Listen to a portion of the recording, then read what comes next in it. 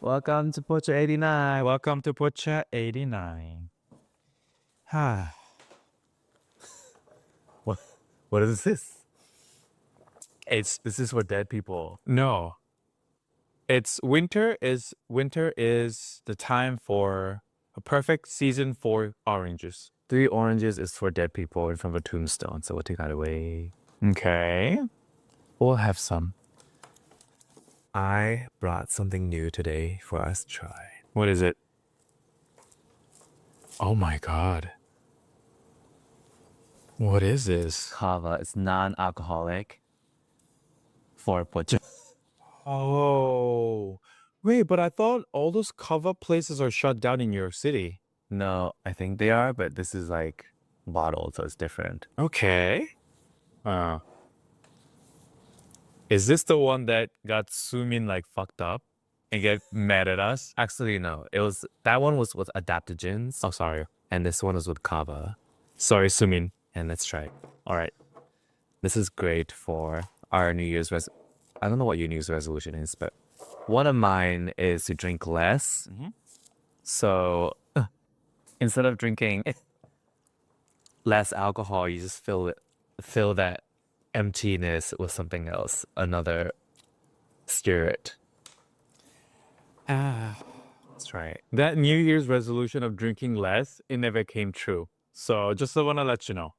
Okay, but like, I've had many years of experience of failure, and that's where success is. Success is built off of failures. All right, let's try. It smells like ancient medicine. It does. It tastes like It tastes like yogurt, but the smell is very intimidating. Yeah. Is it only me? A numbing sensation on your tongue. Yeah. Like, ooh, no. Like, it's actually really good. But then the smell is just like herbal. Like, it reminds me of like Aesop's The Brand scent. Yeah, but it doesn't feel like we're drinking soap.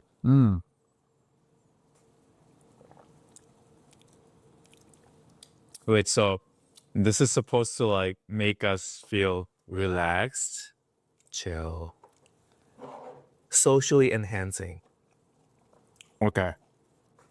So yeah, I think it's a good alternative to alcohol. I'll take your words for it.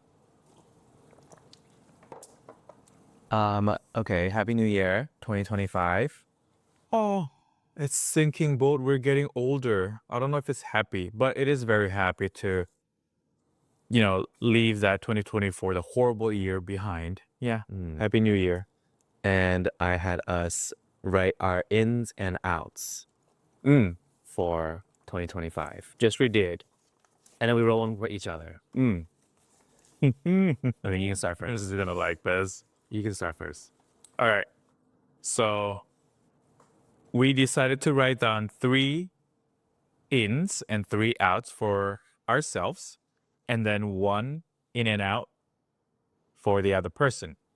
So my in, the first one is unification with nature and embodiment of nature.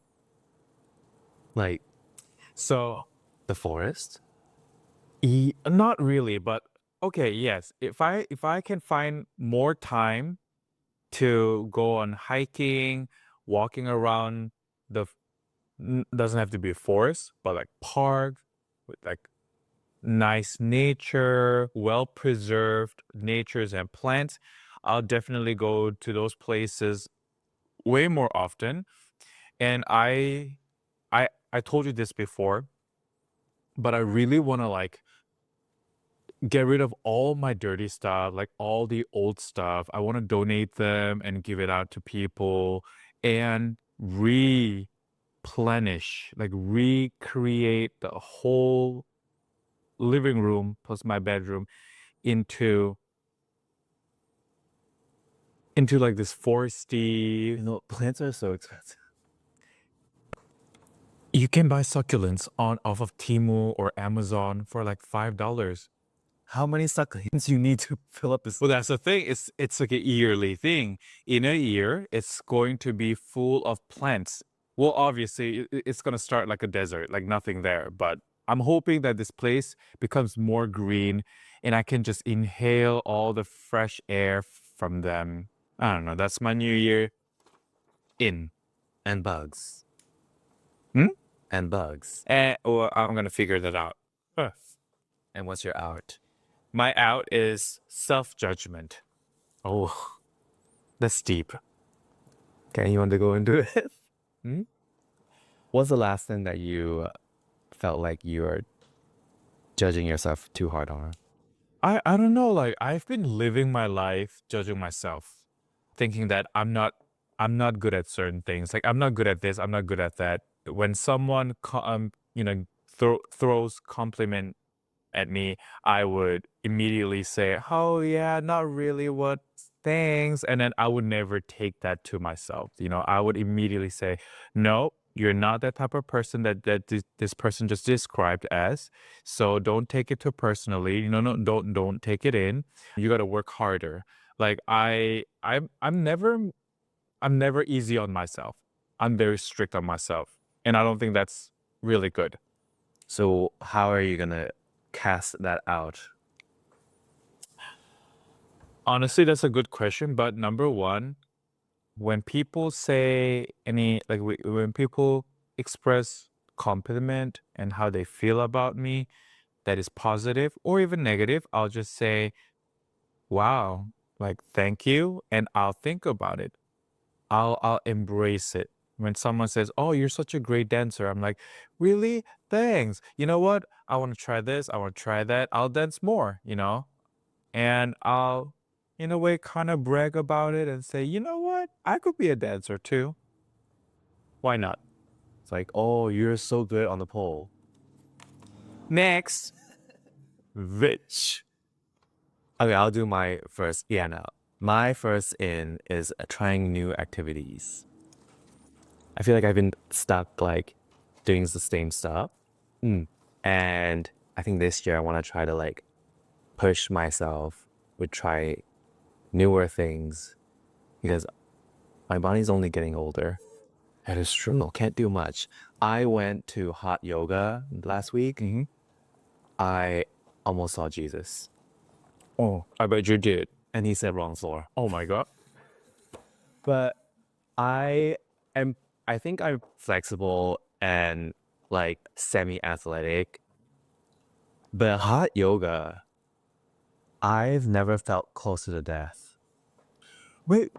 Okay, what about it? I've done hot yoga only once. I know it's very challenging, but what makes you feel like it's like, ugh? Like in the beginning, it was fine. I love being like in saunas. I love being like in the hot weather and doing the stretches and everything. It's like your head is upside down. You also like there's like this listening comprehension part of it where I never expected. And I felt like I was taking like standardized tests again, where it's like I need to understand the instructor's like movements, but he's talking so fast. So I'm trying to follow his instructions and move my body, but also like trying to breathe because it's so hot. It's just like a lot of things going on. And then my whole body at one point, like every cell of my body was shaking. Like it was trying to escape my body. Because you haven't done any of that pose at home. No. And it was just like my body was shutting down. I've never felt that close to my limit. Like that, Oh my God. that was the first time I felt this is my body's limit.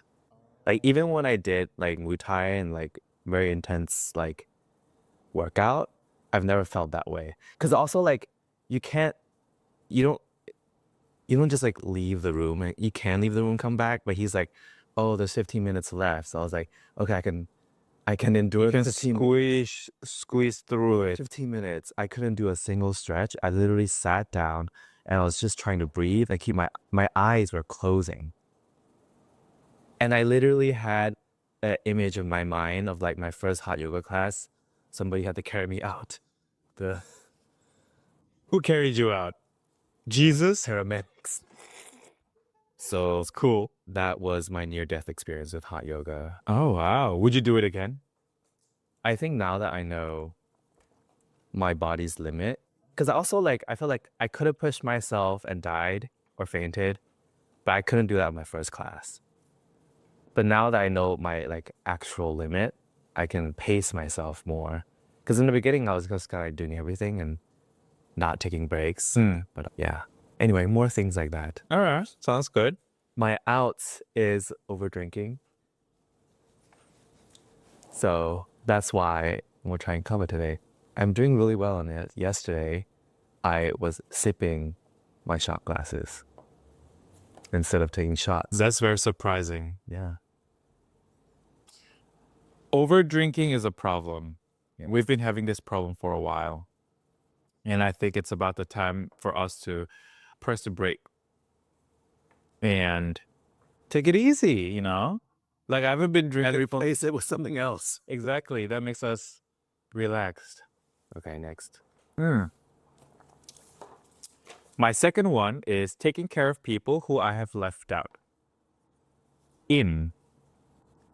And my out is, the second out is bad eating and drinking habits. So there you go. We have something similar. Taking care of people who are left out. I mean, here's the thing. Like, I always say this to everyone. I'm very introverted. In actuality, I'm not a type of person super outgoing. I need to recharge my energy before I come out of my house. You know, it always takes so much time and effort for me to get to know people. I do say that a lot, but that's just what I think of myself. Everyone else thinks that I'm a very extroverted person. And the downside of that is, downside of knowing many people and being seen as extroverted is that there are people that not intentionally, unintentionally left out. There's so many people I know that they are always around me and I should be able to take some time to get to know them more or take care of them more, but at the end of the night of any party events or anything in any setting, I think I never had the chance to, spend time with that person. And there's quite a bit of them. And I'm thinking, why not starting 2025, I focus more on those people too, right? There are people that I see often, and I'm not saying they're not valuable. They're just as valuable as anyone else. Everyone is valuable. And I just want to focus on more of those people who I have probably left out.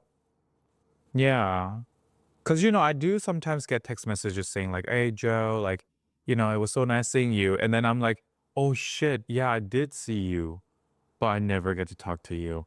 And usually those people tend to be more introverted people who feels comfortable to be on the outer side of the bubble, the group circle. And I think it's just fair to get to know more of them too, just as much as I know people who's really right next to me. I mean, do you really need to know everybody? I don't need to know everybody, but when they are the first one to reach out to me and say like, hey, I've always wanted to get to know you more, or like, hey, it was so nice seeing you yesterday at a bar, at a party. And I'm like, yeah, I'm not, I shouldn't feel obligated to get to know that person, but for that person to send me that type of message, it makes me feel like, oh, maybe I missed the chance to get to know more of you, spend time with you. I'm not saying I need to be a best friend. That's my mission, number one, and become a best friend with that person. But at least go out and have a dinner and have a really nice, genuine talk and get to know more people, Sure. Bad eating habit and drinking habits, it's a serious issue.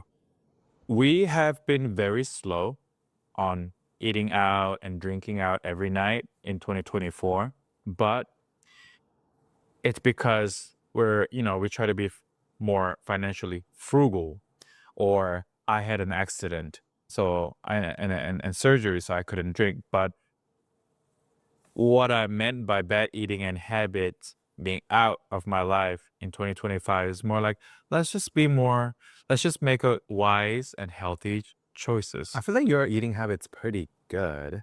My eating habits is good, but when we go out and start to drink, when we hang out, when we go to Pocha, we start to order all this very unhealthy food. I mean, like, you should be able to have unhealthy foods at some points. That is It can't true. always just be like healthy food. That is true. But I want something more healthy. Yeah, home. Not more healthy, healthier lifestyle. Yeah, that's why I've been staying home and eating at home. But yeah, that's my second point. How about you? My second end is making decisions. I'm super indecisive, and that usually leads to like indecision paralysis. Like nothing happens. Did you just make up a word? That's a real What is it again? indecision paralysis. Indecision paralysis? Yeah. That sounds like me having a sleep paralysis. And that's a real thing. True. Continue. I mean, I think it's like something that everyone knows about me, and I just kind of always push the responsibilities. Like, you can make the choice, and I'm always down with whatever. Yeah, you do that a lot. So this year, I'm gonna try to be more. I think I do that because I don't want the responsibility of making the decision for a group. Because if it's not good, then I'm the one to blame. But I see. I'll make the decision, and if you have a problem with it, you could have made it. Ooh, I like the sass. My out is last minute planning, which is related to making decisions. I don't make decisions, so that's why I do last minute planning. And I think that hurts a lot of people around me because they sometimes need to know beforehand. And I'm always like, I'll let you know 2 or 3 days before, because that's when I'll make the plans. I mean, just like the New Year's plans, I like made a plan, canceled it, made it again, and then canceled it, and decided to stay home. And then we went out last minute, 3 hours before. That's actually surprising that you choose that as a out, because I never thought that would be something that needs to be outed or, minimized or erased, get rid of, because you have that ability. Whenever, at least with me, when my plan doesn't go in the direction that I planned, I get panicked. I get annoyed, and you can definitely see like the immediate, the rage. And you jump in and you immediately turn that situation into something that's brighter, more hopeful. It works out at the end. Like, it brings the sense of ease. So I thought that was something good. But I see where you're coming from. You have been saying that quite a bit lately, where you're like, after I'm done with my thing, I'll come back to that. And usually that's a very last minute. And well, I don't know. Fair point. All right, let's get into the third one. Third in for me is health and wealth. I want my health to be one of my main focuses in 2025, because I have gone through a serious injury and painful recovery, emotionally and physically. God. I'm so hurt both ways. And I want, like, ever since I forced myself, I had no other option. I'm not going to be able to go out and party. I had to force myself to stay home and focus on my health. It was a very painful recovery journey, but it was worth it because I realized health matters a lot. Now, You start to feel it yeah, when you get you get older, yeah, like for real. And wealth. Many people don't know, but I made a promise to myself that hopefully I can make $500,000 by 2026. Now, many people say, a lot of people did say like, oh my God, that's a lot of work. Yeah, casino, stock market, that's gambling. that's gambling. They're both gambling, working hard, but also being frugal. And I'm trying to save every single dime that I can to really like fulfill this dream. But I know it's a lot of money. $500,000 is not easy to make. Even like people who make six figures already, it's probably not, they probably don't have $500,000 in their bank account right now, like especially living in your city costs a lot. But I'm trying to find a way. This is a journey. I'm trying to find a way to make this happen. And even if I can't make it happen, at least hopefully I at the end of 2026, I have maybe not $500,000, but $10,000. That's still impressive, Like I just want to see how I work on this plan and make it happen. The journey itself will definitely be a formula for me to understand what wealth is. Because we don't know what that is. We don't know what Never that is. experienced that. Never had it. Disposable income? Only disposed. So sad. My out for the third one is poor decision making. In what way? In relationships? In drinking? In I kiss basically anyone. not recently. I mean, Oh, because I wasn't out. yeah. Imagine if I never had a concussion or surgery, I've been already out at kissing many people. That's risky, not only for my own reputation, which I already don't really have much. I'm not popular, but some people know me. And me making out with all these people on the street, club, bar, just doesn't look good on me.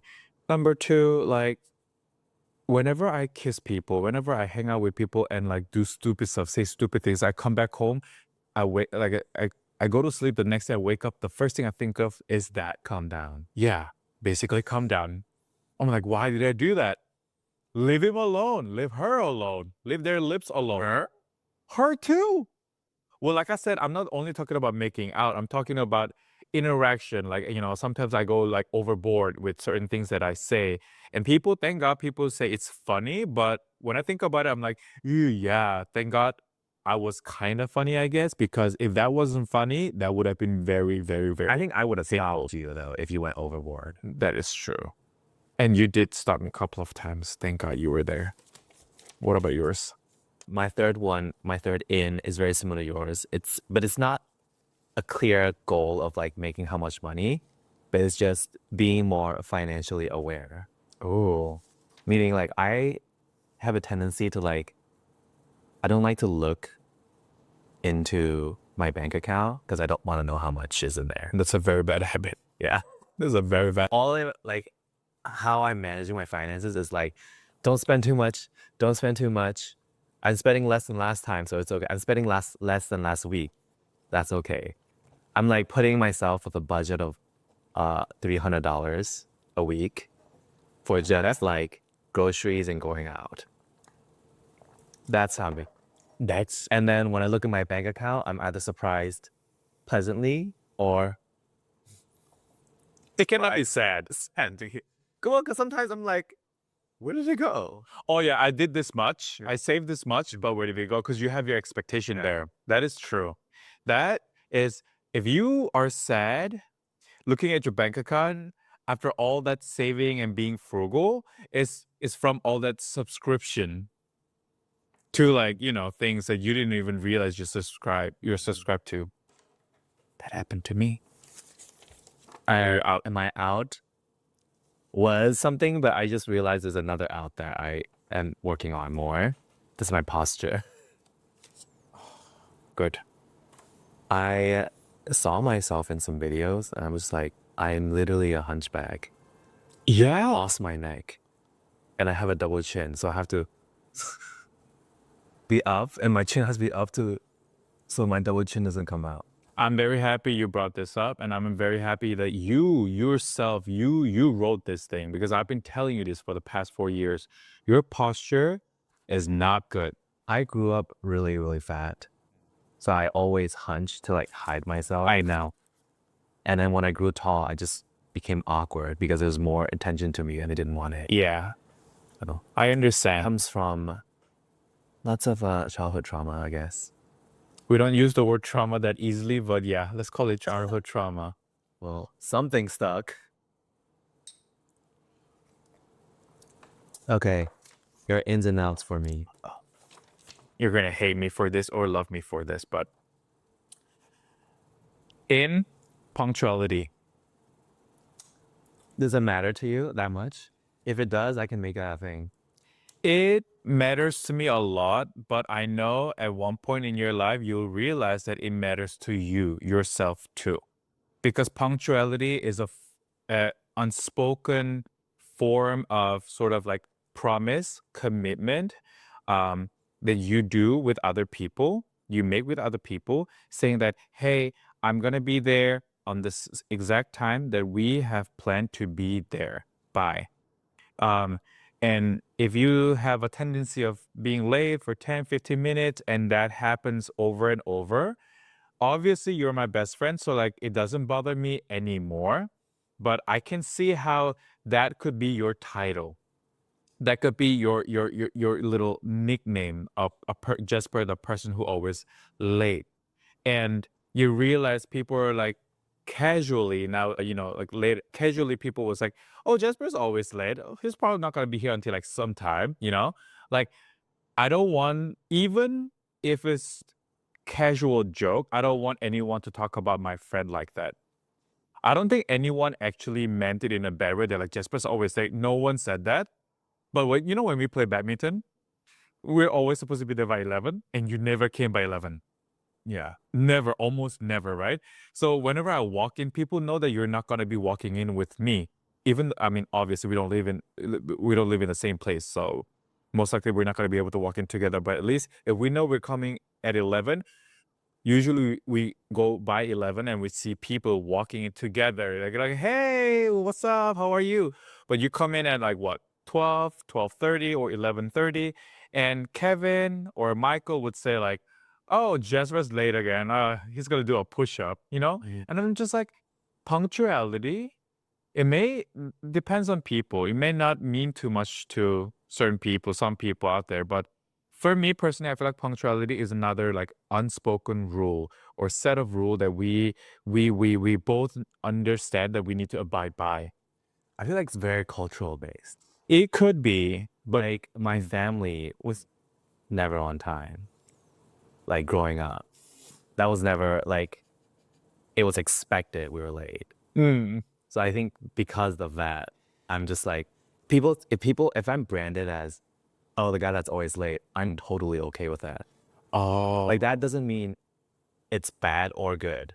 That's just like a fact. And I'm fine with that because that's a fact. That's truth. I For me, see where you're coming. It doesn't mean like anything negative to me. Okay. I think if somebody went up to me and was like, I really need you to be on time for this, then I'll be there. Oh yeah, I know you do, but yeah. But like, I don't know. I think if it matters to someone, then I will make the effort to do it. But for me, it's just like, I'm usually 15 minutes, 20 minutes max. There's like maybe a couple times a year where I'm like really late. But my rule is if I'm late, I always tell you I'm late. Yeah. If you're late for my stuff, I never blame anyone because I'm always late. But if you don't tell me you're late and then you made me wait for an hour or two, that's when it's not okay. That is true. I see that point. Yeah. Well, I mean, yeah, that's just my little hope. But honestly, like, here's the thing. I'm not bothered by it as much as it did in the beginning when I first got to know you.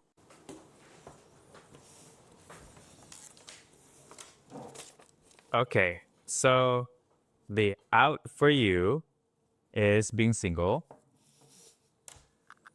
Don't get me wrong, I'm not saying that you have to be coupled. I'm not saying you have to have a spouse or Spouse? or 1 year? or boyfriend, but I kind of want to see you like in a new sort of relationship era. Like I want you to be seeing someone, not necessarily in relationship, but at least like seeing someone, dating someone. I mean, yeah, For- in or for- date last year. Yeah, that's why. Like I want you to have this little, butterfly in a tummy feeling where like, hey, I've been going on a date with this person for yada yada yada months. I'm just like, oh, that's so nice. Because I feel like you have been ready. Like you're more than ready than anyone else I know around me. But somehow some random people start to have boyfriends and girlfriends instead of us. And I'm not jealous. I'm just saying, you being out of single life is something that I want. Good. For you, your ins, very easy. Can you guess what it is?